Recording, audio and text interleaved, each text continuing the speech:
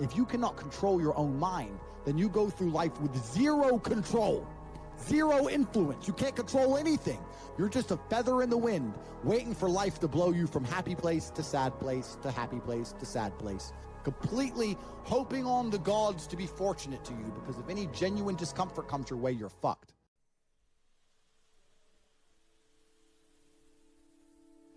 Why I think I fight. Do I enjoy it? No. Do I enjoy training? No. Do I enjoy cutting weight? No. Am I nervous? Yes. Do I think to myself, what am I doing? Yes. Completely. Unfortunately, it's one of those things you're either born with or you're not. And the only way I can explain it, to try and make it make any sense, is that if I'm not doing something which is either extremely difficult or extremely stressful, I'm in a perpetual state of crippling boredom. I can't explain it. I see other people live their lives and they're like, oh, I can't wait for the weekend because I want to watch this movie. I think, who cares about a movie? You're looking forward to the weekend for a movie? Looking forward to the weekend to get drunk? Like, these things to me are so mundane. They mean nothing. And if I don't fight, if I'm not in a situation where I'm stressed or worried or concerned, I'm just perpetually bored. And boredom's crippling. If you're an intelligent person and you've got a good brain on your shoulders, you can't just sit there bored, you know? So most smart people take the academic route to avoid boredom. They learn, but that's never really interested me either. Although I've always been an intelligent guy and I've always done well academically, it never really interested me. And then I see people climb Mount Everest or jump off buildings or do base jumping, or the guy who jumped from space. People think, what's he doing? He's crazy. I understand. Because some people can't live normal lives. Some people cannot just function 9 to 5 office job, get drunk at the weekends. That is not for some individuals, and it's not for me. So I have to find something which keeps me physically tired enough to stop me going AWOL, and mentally tired enough. And I've chosen fighting, because without this, when I'm not in training, I wake up every day and think, okay, what am I gonna do today? It's 9 a.m. on a Tuesday, I'm bored, everyone's at work, I'm bored, and I'll end up doing something crazy. I'll either end up drunk, or on the Eurostar, or, you know, it's just a random lifestyle, because I'm constantly looking for never-ending entertainment, and it doesn't exist. I think the only thing that could stop me fighting is if I had enough money to constantly entertain myself. Unless I'm a billionaire, I need something that keeps me focused and keeps me occupied in life.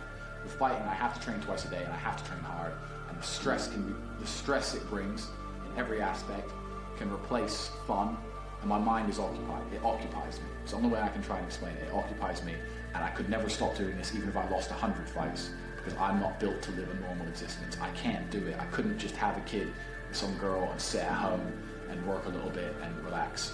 I've never relaxed my entire life. I don't know what relaxing is. It's just not me.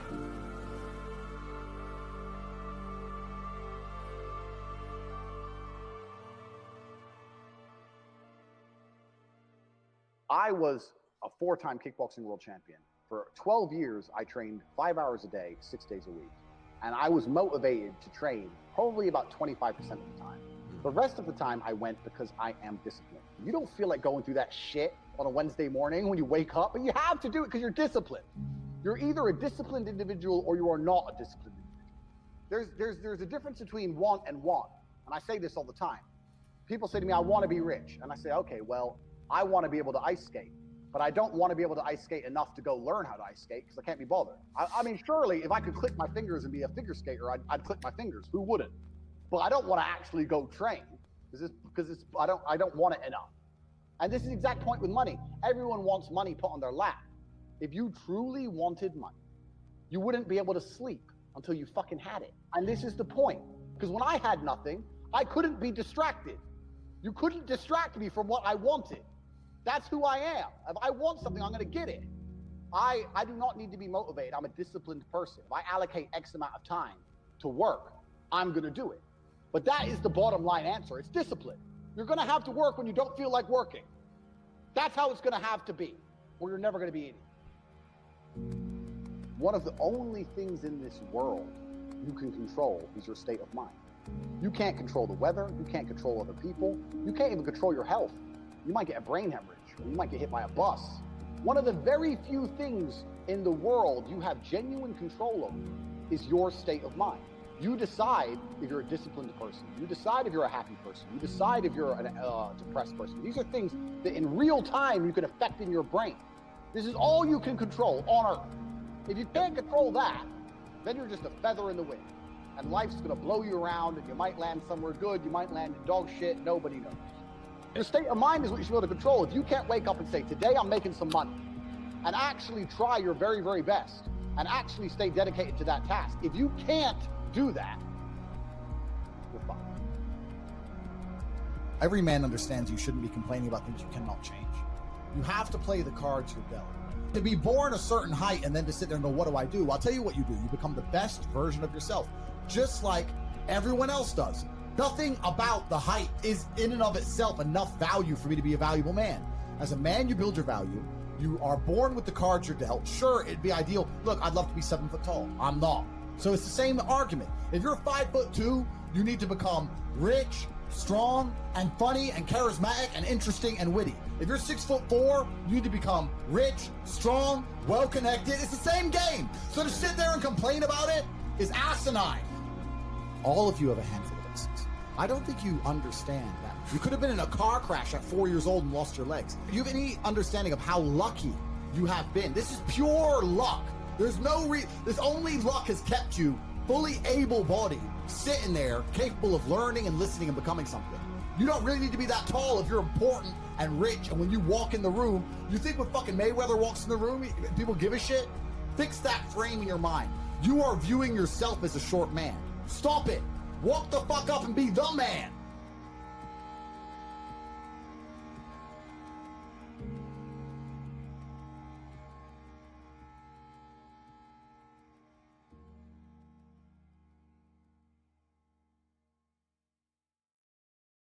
If you're the person who wakes up, does work, is fantastic at it, but then takes 3 days off, you're going to lose.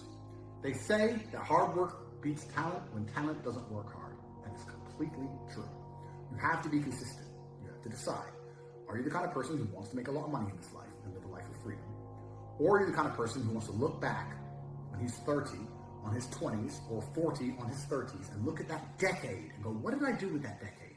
Well, I didn't get rich. I didn't travel the world and live like they do in Tate Confidential. What did I do? Well, I had a day off here, a day off there, a bunch of nothing days that amalgamate into this decade of nothingness, and you're just wasting your time. If you want to win, you need to be consistent. You don't need to be the smartest, not at all, but you have to be the guy who's there day after day. And I guarantee you, I will guarantee you right now, IQ has nothing to do with how successful you'll be as a real world student. What is going to determine how successful you're going to be is, are you there every single day? Are you doing what you're supposed to do day after day? I can also apply this to sales. I knew guys who were terrible on the phone. Back in my day in sales, you used to have to call companies. I was smooth, I was the best. We had some other guys who were smooth. They'd land a deal, go buy a nice car, whatever, take a few days off, take it easy. We had people who were terrible. And when I say terrible, I mean they had a thick Indian accent, didn't speak English that well, didn't know the script that well, didn't know the answers. But they were always in the top 20% of the company because they just hammered the phone.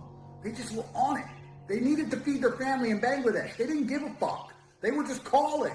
That's it. Day after day. When you're on lunch break, he's on the phone.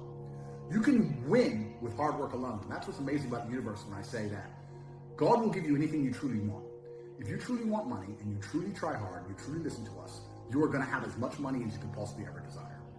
But if you think you want money, but you kind of want something else, or if you're arrogant, or if you're lazy, you're going to end up somewhere in the middle if you're lucky and talented. And if you're not talented, you're going to end up at the bottom. So you don't want to be a normal dude, because when you're a normal dude, you're a loser. You don't get to do amazing things. What's interesting is none of you have had a normal life. You've had a unique and individual life path. The things you've gone through, nobody else on the planet has gone through.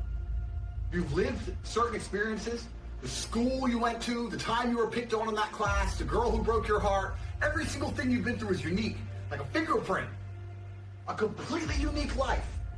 And somehow you've managed to stay completely non-unique. It's almost impressive how you can have a completely unique life experience and still end up average. How the fuck did you do that?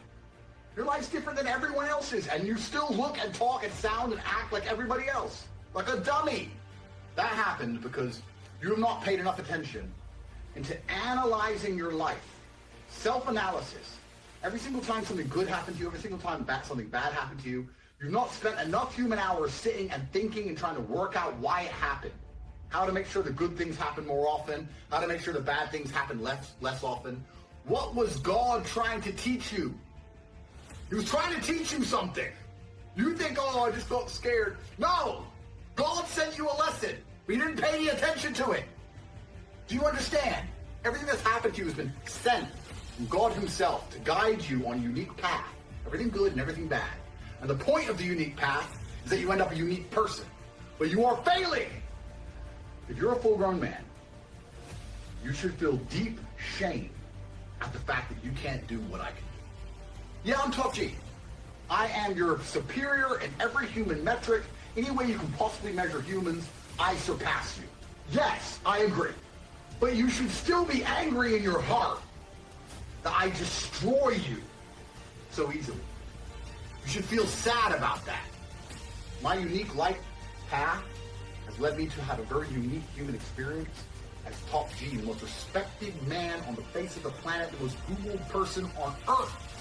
Everybody loves Top G. All the women want him, the men want to be him. That's who I am. My unique life path has resulted in me being a super unique person. And your unique life path has resulted in fucking nothing. You're still a fuck up, and you're still average, and you're still a loser. The best story you could possibly tell me about the happiest day of your life would pale in comparison to my average fucking Tuesday. And it is your fault. God is unhappy with you because you're not trying hard enough. God hates the lazy. God wants people who try. You understand? He's created all of us. He's looking down. He's seen the ones who are really trying, seen the people who don't try at all, and then he's seen people like you. Most of you are in this category. Somewhere in the middle. You convince yourself you're trying, and you tell other people you're trying. Deep, dark, middle of the night, really, you know you're not trying as hard as you fucking should. I think that breakfast is the worst thing that's ever happened to humanity. It's terrible. You're gonna wake up and just eat a bunch of food. You haven't had to do any work. You haven't had to hunt for that food, kill that food. You haven't made any money. You've done nothing of conquest. I think when people wake up and the first thing they do is put food in their mouths, I think it's a bad mental model to approach the day with. I think you should wake up and you should stay hungry. You should stay hungry for a long time. Why not? We ain't gonna die. You can go weeks without food. You should wake up and you should stay hungry for hours and hours and hours until you've made some money or done something of note or been to the gym or progressed in some way so you think, I deserve this. A lot of people come to me and say, how do I become successful? And I say, you're lazy. And they say, I'm not lazy. You are fucking lazy. Everybody is monumentally lazy. Nobody understands what genuine work ethic and ethos is. And for me, it's hard to understand because I struggle to not work. I struggle to sleep. I struggle to relax. I can't sit and watch Netflix. I can't sit and play video games. I can't do the dumb shit everyone does. All I can do is conquer Earth. I can't even turn my brain off long enough to become unconscious. So it's very difficult for me to understand people who sit there and go, yeah, I want to be successful, but I can't find the motivation. Every waking second, you need to be working. And I'm going to handle every excuse because I want to answer this question compendiously. Because most people who come to me and say, oh, I'd love to be rich. No, you wouldn't. Because if you'd love to be rich, you'd be working. Now people will say, well, I don't know what to work on. That's another lie. And the reason that's a lie is because there's always more work to do. Now, how much you care about something is directly correlated to how much work you find to do. Mm-hmm. If you truly love a coin, you can polish it forever, right? You can find work to do. If you sit there and go, oh, my work's done, then you haven't tried to find work. You can always find it. I don't give a shit if you're a carpenter. I'm a carpenter and I finish my work. They drop me it's about carpentry. Oh, I don't want to do that. I want to stay home. Then don't do it. There you go. There's your fucking answer. So you can find work to do in any sphere. My entire life is work. And when I say that, people think that's depressing. No, it's not. It's not depressing. I love it. Every single thing I do is work. When I go to the gym, it's so I'm in fantastic shape, so I can call everyone a brokey, and they don't want to come up to me on the street because I know I'll fuck them up. Work. When I come here and do a podcast and have a nice conversation with you gentlemen, work. Life is work. Existence is work. If I'm awake, I'm working. I really believe the universe is ultimately giving. I've never seen anybody or any experience in my life where somebody has dedicated their all and tried their very best for something and not had it. I've never seen somebody, maybe correct me, right? You'll know even better than me. I've never seen somebody who eats right, trains twice a day like an animal, never misses a gym session, diet on point, does everything they're supposed to do, and not get stronger. I've never seen it. I've never seen it. So when you meet a guy, I just can't get in shape. Because you're not trying. Something's wrong. Because you're not trying. You're not eating right. Something's wrong. You're not trying. Yeah. And if you actually wanted it, you do it. So Gotcha. everyone goes, oh, I don't have motivation. If you don't have motivation to be better, then stay a loser. We talk about depression, anxiety, all those things you mentioned earlier on this podcast. You loathe your own weakness. You loathe your own laziness. This is what all of these things are. I don't feel depression. How can I feel depression when I'm the most powerful version of me that I could ever be? How can I feel depression when I could squeeze my own hand hard enough to break my own bones? How can I feel depression when I've smashed and destroyed 68 people's faces in front of me, men who thought they could test me in fair combat? How can I feel depressed? It's impossible.